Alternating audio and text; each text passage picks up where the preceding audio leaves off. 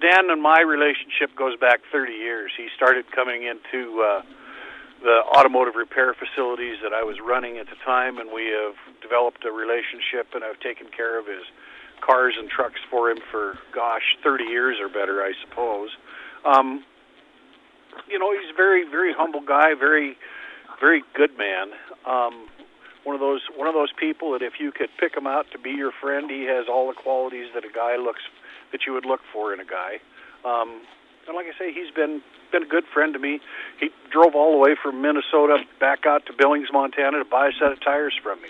So when Dan got into trouble with his kidney, I just thought, what a great way to be able to repay some of his kindnesses to me was to go ahead and get involved in his Landon kidney campaign and to try and raise a little money for him to try and defray some of the expenses that we have had, or that he has had.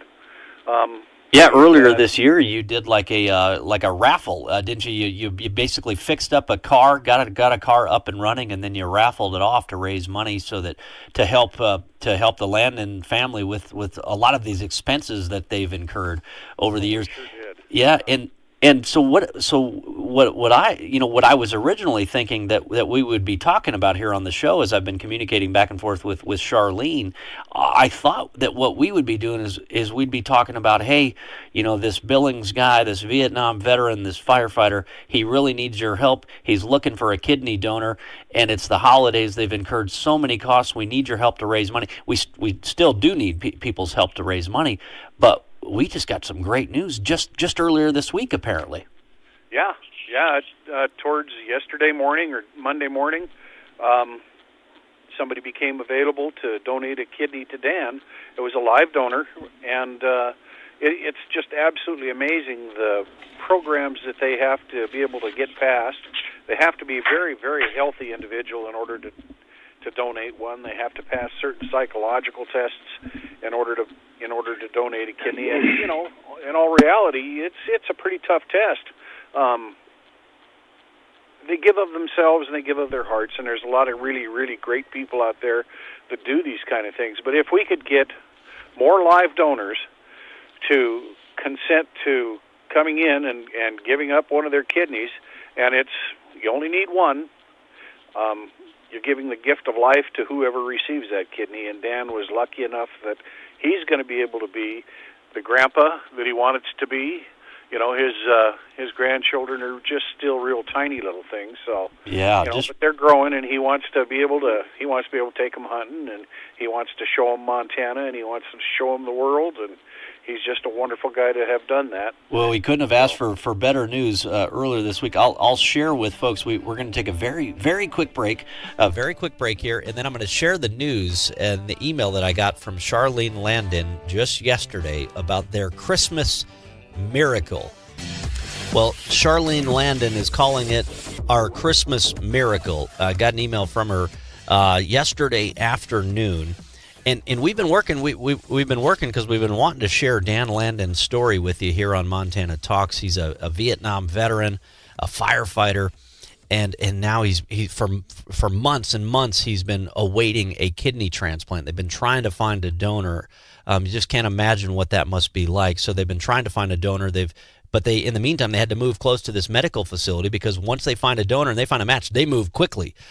So you got to be right there. So they've incurred a lot of costs. So we still need to help them raise some money. If this holiday season, if you're like, hey, you know what, I got a few bucks I can spare. Yeah, let's help this Vietnam veteran out. I'd encourage you to do so. But here's the email from Charlene Landon talking about her husband Dan Landon, the Vietnam veteran. She says, our new development is our Christmas miracle. Dan has his new kidney as of 2:42 a.m. Monday. A matching donor was found.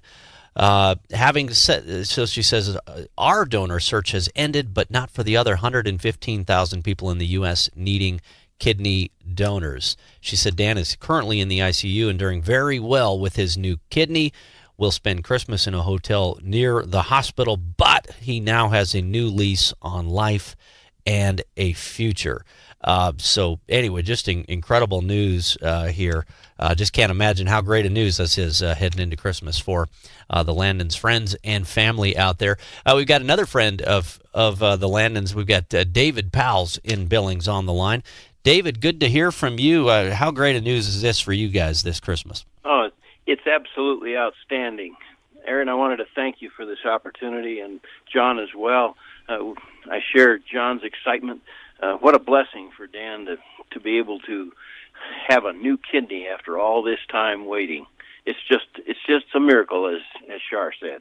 Yeah, and it happened so quickly too. But that's why they had to move and kind of uproot from Billings to be close to the facility. I think it's the Unity Point, Iowa Methodist Medical Center where they've been patiently waiting over these years.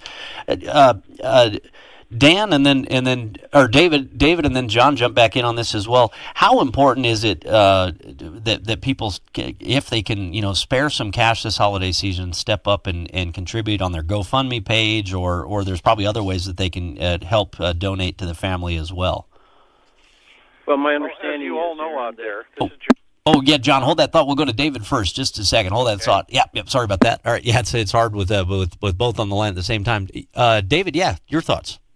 Well, my understanding is that while their need for a kidney has changed, their expenses while in recovery over the next month or 5 weeks or so still remain, and then there will be expenses incurred as Dan has to get back quarterly to Iowa Methodist for checks and tests and all those things to make sure everything is working well. Meanwhile, his home and expenses of two places continue. So there will be significant amounts of money needed, certainly to help them with these immediate expenses and those that are going to start incurring, particularly like for medications that will help him to continue to have acceptance of this new kidney. Yeah, sure, because I think it's something like at least another 30 days or so that they have to stay at that specific hospital and location just to ensure that everything is going okay. John Smartmore, your thoughts as well.